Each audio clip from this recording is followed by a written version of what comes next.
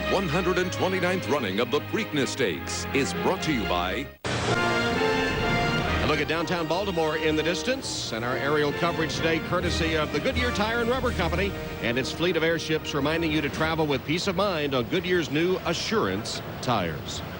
Let's check the odds for you now. Smarty Jones has been a very heavy favorite since the betting opened. A lot of folks probably made that trip down I-95 from Philadelphia. Lionheart 7-1, Borrego at 14. Little Math Man, Song of the Sword, and Sir Shackleton are long shots. Smarty Jones now 1-2. Imperialism at 6-1. Eddington 15. Rock Hard 10 8-1. And Water Cannon is 40-1. And we invite you to log on to NBCSports.com for pre- and post-race coverage of the Preakness. There's analysis from Bob Newmeyer, tips on handicapping the field, and a web replay of the race. All of that is at NBCSports.com. You can also cast your vote for who you think will win the Preakness. 21-year-old trainer Kristen Mulhall brings Imperialism to the Preakness after a troubled third in the Derby. If you look closely at Imperialism's eyes, you'll notice that his left eye is normal, but the right eye is sunken, which limits his vision on that side. That's sometimes a factor in his races. And we sat down with Kristen to watch Imperialism in the Derby. Any problem in the gate with that right eye? Not really. He's pretty good in the gate. He knows exactly. He'll get a little impatient. He knows how to, if he has to stand too long. That's why we picked the outside post. Now, when we watched this replay, what was the most distressing part of the Derby for you? What was the scariest part for you as you watched this isolated replay? Well, the first part of the race when he passed the wire first time around and he got clipped, I saw that in the race and I was just hoping he was okay. I was worried about him all the way around there. Action this day clipped him right up. Took pretty good size, quite a bit of hair off of right above his hock. It could have been pretty ugly, but we were lucky. But then when he couldn't get through, if he could have been on the outside where Tappet was, when Tappet made up all that ground, I think he would have been right up there. He's the kind of horse that makes a huge, he starts moving a little at the half-mile pole and he makes right there. Makes a huge 3/8 of a mile run, and I think if he could have been out there, he would have been right there. And basically it's just racing luck because Kent really didn't have a whole lot of options, did he? He had no options. How much difference do you think it would have made? Could he have beaten Smarty Jones? I don't know if he would have beaten Smarty Jones. My horse is a really game horse when he's head-to-head. He showed it in the San Rafael when he beat Lionheart. So he would have given all he has. I think he definitely would have been second. I think he would have been right on the side of Smarty Jones. What Smarty Jones had left in his tank, I don't know. But he looks like a really nice horse. He does. And Imperialism. Watch Kent DeSormeau. He crosses the finish line and puts his fist down in disgust, even though he ran third. But apparently the key for Imperialism is keeping him on the outside. When he's inside horses, he sort of cocks his head to the side for a full range of vision from his good left eye, and perhaps not with full focus on running. After the Derby, Kristen said she was thrilled to be third, but Kent DeSormeau was really angry about his bad trip and eventually helped convince Kristen to come here to the Preakness. And stabled here at Pimlico, take a look at which horses are side by side in the Preakness barn. Imperialism and Rock Hard 10, two California horses who have a history in the Santa Anita Derby. In the closing strides of that race, Rock Hard 10 with Castledale on his outside, Imperialism at the rail, comes over on Imperialism, checks right there. Rock Hard 10 disqualified from second to third, and the difference in that money kept him out of the Kentucky Derby. Well, David Flores rode Rock Hard 10 that day, but Gary Stevens had ridden him in his other two starts. Stevens has flown from France to be aboard today. Right now, he's with Bob Costas. All right, Tom, thanks very much. Gary Stevens has, in fact, won the Preakness twice. You must think that Rock Hard 10 has an excellent chance to make this grueling trip back and forth. I think he's a special horse. He's lacking on education-wise right now, but he's an athlete. He's a great mover, and he takes his education very well. So I also have a lot of belief in his trainer, Jace Norman's a close friend of mine, and the family. They've put a lot into the sport and going to be around for a long time. So I feel like I'm part of the team, and I want to be definitely a part of Rock Hard 10's team. Quickly, your itinerary Friday through Sunday. People won't believe it. Well, I arrived from France yesterday at noon. Riding today, I've got a flight out of D.C. tonight at 10:15. I arrive at Charles de Gaulle at 11:30 tomorrow morning. I'll be at Longchamp Racecourse in Paris, racing at 2 o'clock tomorrow. We've got the 2,000 guineas in France tomorrow, so pretty hectic schedule. How is the track playing today? It's not favoring speed. Yesterday and today, the place to be is not on the lead, but a lot of times you can overdo it. If there's a very slow pace, I mean, I don't know what's going to happen out there, but I'm not gonna break my horse in two to try and keep him off the lead. If nobody wants it, I'll take it to them. Well, Rock Hard 10 generally short career, 3 races, but generally a horse that likes to run on the lead. So does Smarty Jones. Do you figure to have Smarty Jones in your sights throughout? Yeah, I'll have him in my sights. I've got a lot of respect for him.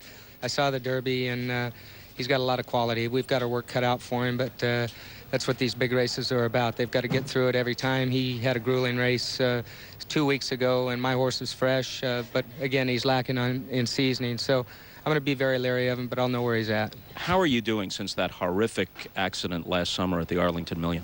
Took a lot of time to get totally healed up. I started back a little bit early and got through the Breeders' Cup and took a couple months off, and going to France right now. I'm probably fitter and healthier than I've been for a long time, and you know, it was a jolt to me, to my system and my brain a little bit, but it's probably one of the best things that's ever happened in my life. I'm enjoying life every day that I get up, and I'm enjoying the racing, and things are good in Gary Stevens' life right now.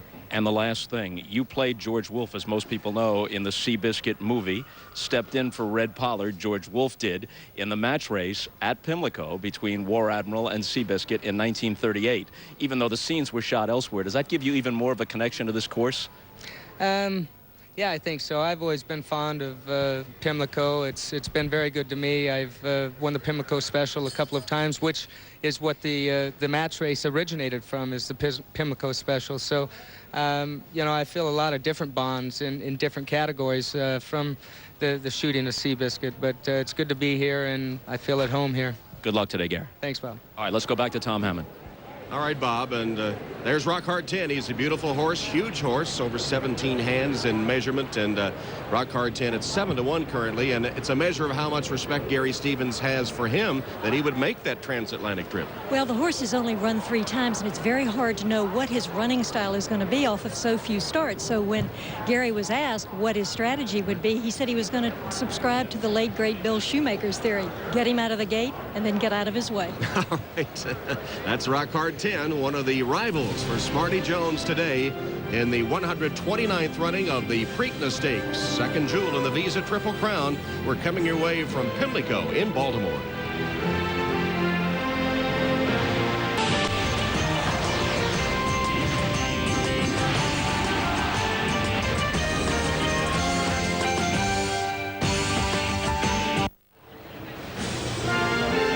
Jam-packed Pimlico Racecourse in Baltimore for the 129th Preakness Stakes. A look at the infield.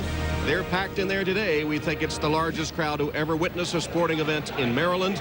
Meanwhile, up I-95 at Philadelphia Park, Philadelphians are turning out to wager on Smarty Jones. You see the sign in the background there. At the Derby at Philadelphia Park, they bet $2.7 million on the race, and almost $1 million of it was bet on Smarty Jones. And thinking back about the Smarty Jones Derby victory, there may have been some divine intervention. John Service, the trainer of Smarty Jones, has a sister who is a nun, a Dominican order in the outskirts of Philadelphia, and she went to the OTB with 17 envelopes filled with money from the sisters to bet on Smarty Jones at the Derby. When she went back, she took some help so that each bet would have the money stuffed in the envelope by another one of the sisters. But at the convent, they're all watching Smarty Jones today, and I'm sure they've been back to the windows. And just to double up on the good luck stuff, Pat Chapman gave John Service a religious medal at the Kentucky Derby to put under Smarty Jones's saddle towel. Obviously it worked, but in the aftermath, the excitement in the winner's circle, John forgot about it, and it fell off to the ground, and his neighbor fortunately was there, thought it was a rose petal, and salvaged it. So I'm sure it will be finding its way around Pimlico Racecourse under Smarty's saddle today. And the funny part about the sisters at the convent, they didn't realize that place and show tickets were also good, and they tore a couple of them up before someone said, no, you can also cash those on Smarty Jones. There's so many angles to the Smarty Jones story. story. The horse who reared in the gate last year, fracturing his skull, nearly losing his eye, put in the care of a trainer and jockey who'd never competed in a Triple Crown race. The trainer demonstrating his loyalty by sticking with his rider. The name, the underdog status, the Philly connection. It's a feel-good story that ironically began with a tragedy. We were getting out of our car in the garage, and I answered the phone. Our old barn manager from our farm had called to say she had just heard that Bob had been murdered. His name is Wade Matthew Russell, 36 years old, the stepson of Bob Kamak. The well-known Delaware Valley horse trainer and his wife, Mary Ann, were found dead yesterday morning at their Salem County horse farm. We were very close to Bob, and we were devastated. Weren't sure we wanted to go on with racing. We were going to get out of racing right then. I said, I've had enough. I don't want to go through another trainer. Well, I knew about that the day it happened. I mean, you know, Bobby was a good friend of mine, and I respected him very much as a horseman. I tell you, it was a very, very somber place around here for a long time. It really hurt Philadelphia Park. I was fortunate to be the recipient of a tragic situation. A tragic situation, one that makes you reevaluate your direction. A stable that was once flush with dozens of horses had now been pared to just 2. But from tragedy often comes triumph. And one of the horses they decided to keep was the one with which they felt a sentimental connection.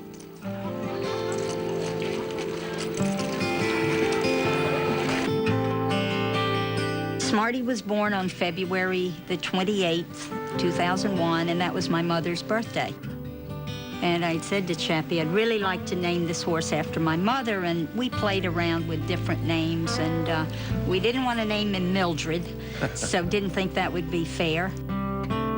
So I said, let's call this horse Smarty Jones, and Chappie said, I like that name. And let me say this honestly, we never dreamt that we would get into the Kentucky Derby. We just didn't dream it.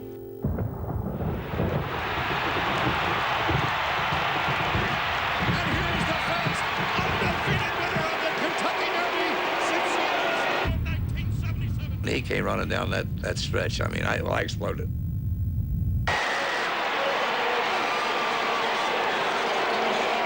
If you saw me, most of my friends thought I had a heart attack. I didn't have a heart attack.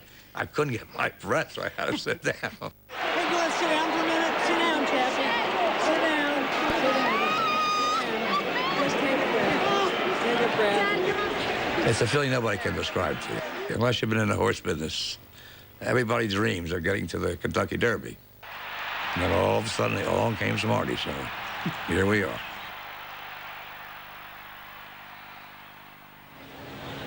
And here they are at Pimlico. John Service, the trainer, who said he didn't want to go to the Kentucky Derby until he had a horse that could win it. And he said, my knees might buckle when I walk over and see those twin spires. He's handled it all with grace and class, and they're easy to root for, this Smarty Jones group. And of course, as we've gotten to know them over the last couple of weeks, they certainly are rooting for the little guy. They're representing all their compatriots back at Philadelphia Park, and for the guys that toil with only a dream for all those years and then finally see that dream come true. It certainly came true for Stuart Elliott, the jockey. He'll be sitting on that saddlecloth on Smarty Jones. There's Stuart gathering his thoughts. He had a flawless ride to win the Derby.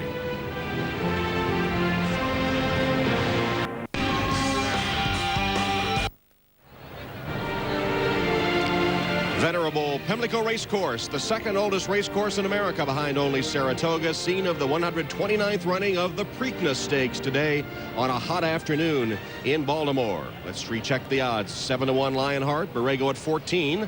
Little Math Man, Song of the Sword, and Sir Shackleton again continuous long shots. Smarty Jones still at 1-2. That hasn't changed since the last time we checked. Imperialism 6-1, Eddington 14. Rock Hard 10, 7-1. Starting to get some play now. He's fallen from 10 when we came on the air. And Water Cannon is 35-1.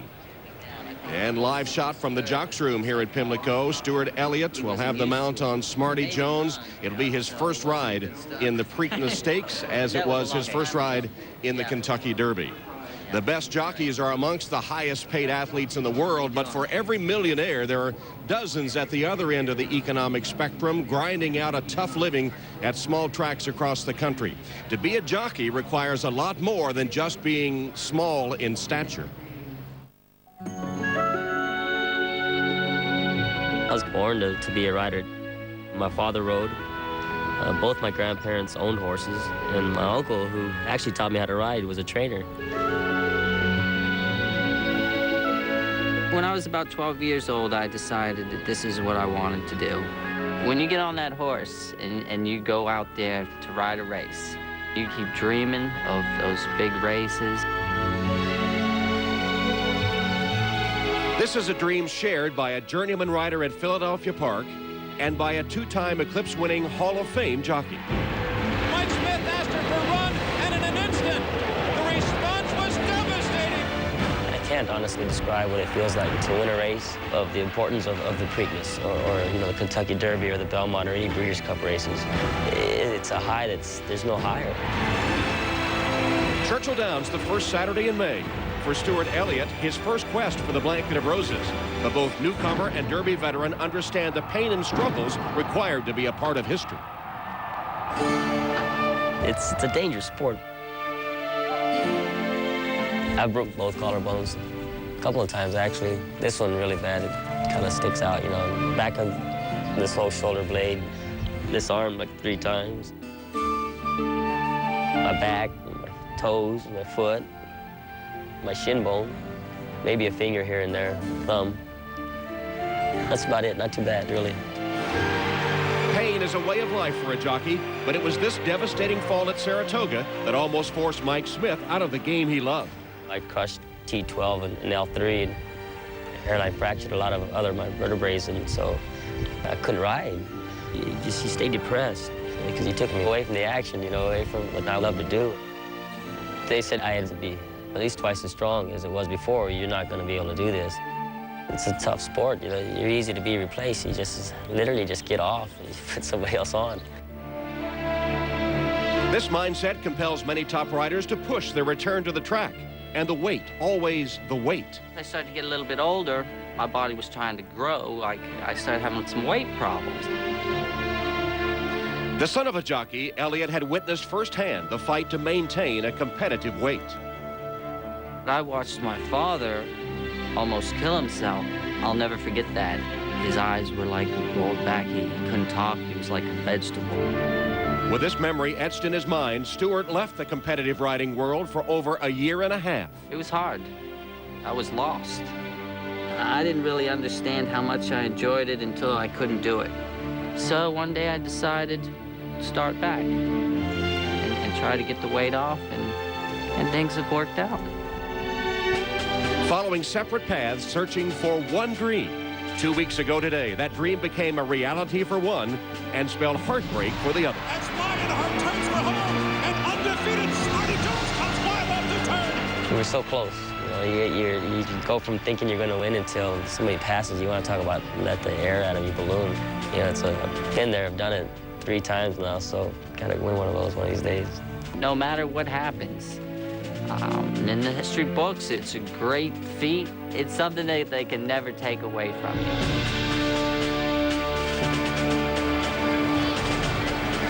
And there they are live in the jocks room at Pimlico. Mike Smith on the right, Stuart Elliott on the left. Can you imagine Mike's thoughts on Lionheart trying to win the Derby so many times and seeing Stuart Elliott in his first Derby ride go by with Smarty Jones to take the roses? I've often thought, too, that jockeys really don't get their due as fantastic athletes. Not only does it take incredible strength to control those animals going about 35 miles an hour, but you have to have a sense of timing and tactics as well. In fact, Donna Barton Brothers has been watching this feature on the jockeys. She's our former jockey. Perhaps she has a comment. Donna?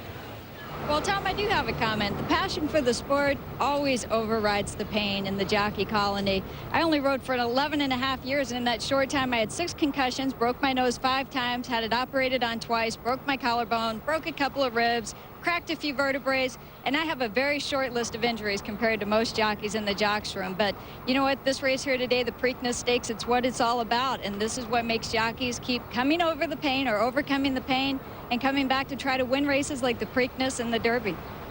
Ouch, Donna. You look pretty good to have been through all that. Here's a live shot. Smarty Jones, they're beginning to walk over. There's John Service. Smarty Jones, number 7. He's won 7 in a row. He's beginning to walk over to be saddled for the Preakness Stakes, the 129th edition from Pimlico. The 129th running of the Preakness Stakes is brought to you by the aerial view of Pimlico. Most of the horses for the Preakness are saddled in one big stakes barn, and the call has gone out to come over for the Preakness, so the walkover has begun. And while we have the walkover, we'll give you an update of the odds at the bottom of your screen in our odds crawl. And there's a look at number 7, Smarty Jones, winner of the Derby and the heavy favorite in the Preakness. Smarty Jones making the walkover. And look at his ears. He's all attention here. All right, baby. And Bob Newmeyer has been with Smarty Jones and John Service. Bob? Well, thanks, Tom, and I'm with trainer John Service as we walk behind the big favorite for the Preakness. John, first of all, how has this whirlwind changed your life? Well, it's a little tough getting up the horse path right now, I can tell you that. It's been great. Listen, I didn't realize how much support that I had from myself and my horse, and it's been a great feeling. I mean, I'm loving it. I believe since early 80s that every winner of this race has had at least one workout between the Derby and the Preakness. You chose not to. Should people who back your horse be a little concerned about that? Well, I just did what I thought was best for my horse, and if I did the wrong thing, I'm sure I won't be the first guy. Before the Derby, Jerry Bailey was open, arguably the greatest rider in the world, and yet you stuck with Stuart Elliott. Was there ever a time you thought about making a switch to Bailey? No. And Stuart did the job for you in the Derby. Stuart's my man. Good luck. Thank you very much. Let's go to Kenny. Okay, thanks, Bob. Of course, in Europe, it's very common for trainers to bring their horses in the day of a big race or just a few days out.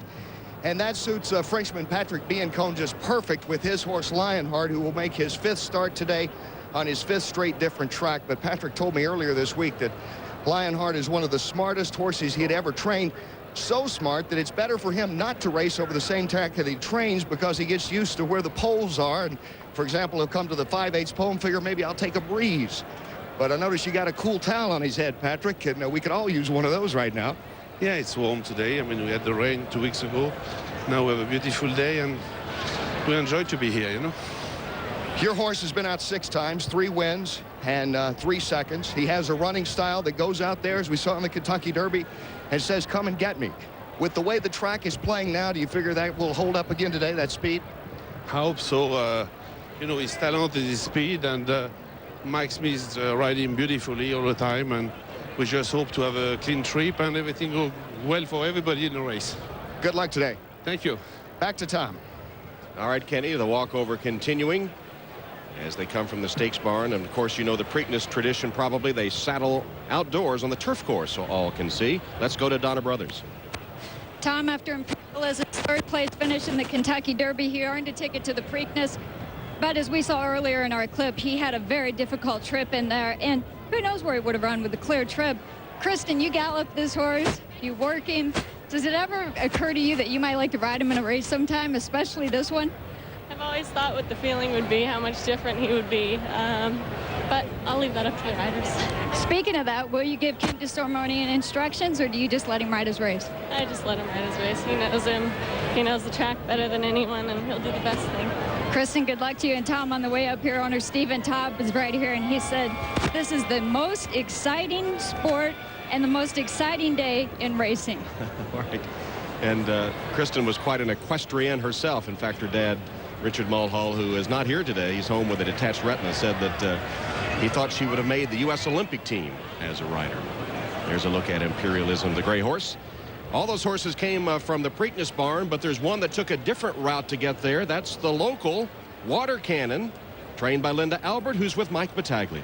You're right, Tom, and he took a long route because he isn't here yet. Linda's still here waiting for her horse. But, Linda, this has just got to be a special day. You're a regular here on the Maryland circuit, and now you've got a horse in the big race. He's won 5 races in a row. It's got to be a special feeling. It is, and I think I'm going to have him well warmed up when he finally gets here. That's a long walk. How far is it? It seems like it's probably going to be about a mile, I would guess, just doing the math.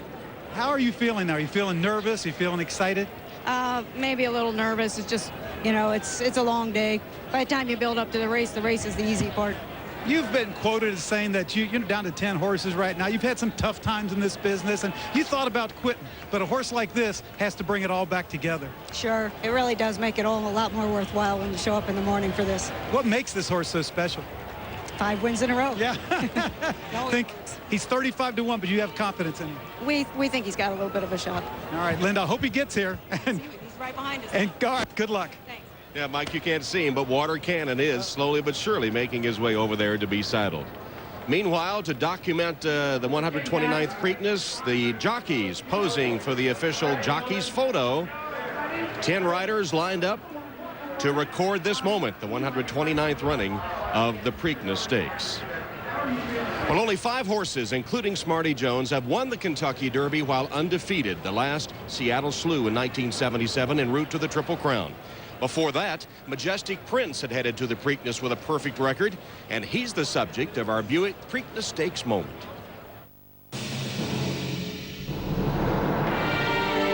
In 1943, Johnny Longden guided Count Fleet to a wire-to-wire 8-length victory in the Preakness on his way to the Triple Crown.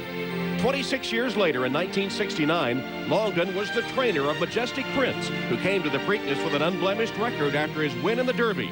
With Bill Hartack up, Majestic Prince held off Arts and Letters by a head, but Arts and Letters turned the tables at the Belmont, denying Majestic Prince the Triple Crown. Back at Pimlico, and we'd like to welcome the folks at the USA Network to NBC. NBC and USA now part of NBC Universal. And you'll be seeing plenty of coverage of the U.S. Olympic trials on the USA Network. And during the Olympic Games in Athens, USA Network will be your cable home for the Olympic Games from Greece. John Service putting the saddle on Smarty Jones, who continues to rule as the favorite. He's 3-5 at the moment. Smarty Jones at 3-5. And a reminder that Stuart Elliott had such a magical trip at the Derby. As you look at Lionheart inside the paddock, not being saddled out on the turf course in front of the stands, but underneath the stands in the paddock, the normal paddock that's in use day in, day out here at Pimlico. Second in the Derby. A courageous second in the Derby, we might add. There are the other horses. They're out on the turf course in front of the stands where all can see. This unnerves them sometimes. Kenny Rice. Tom, Patrick Biancone told me that the reason he brought Lionheart in here is Lionheart is a pro. He has traveled and traveled well in his career, but he just basically wanted to keep him out of the heat. That's why he had the wet cloth on his head when he was coming over, and I think maybe Patrick himself would like to stand out of the heat a little bit in here, even though it is quite a bit muggy. But Lionheart's very professional being saddled up here, the only horse in the inside paddock here, Tom. All right, Kenny, and starting to walk around the walking ring there, and back in the jockey's room, getting ready to make their way over to the turf course for final instructions. Stuart Elliott, we said that really the only bad moment of his Derby experience, his first ever Derby experience, fined $1,000 by the Kentucky Racing Authority because on his jockey application before the Derby, he failed to indicate they had entered a guilty plea to a charge of aggravated assault a few years earlier. That was the only bad moment in a magical week in Kentucky for Stuart Elliott. Elliott and the other riders making their way out, and still popular amongst all these people as he makes his way down through the crowd. All right.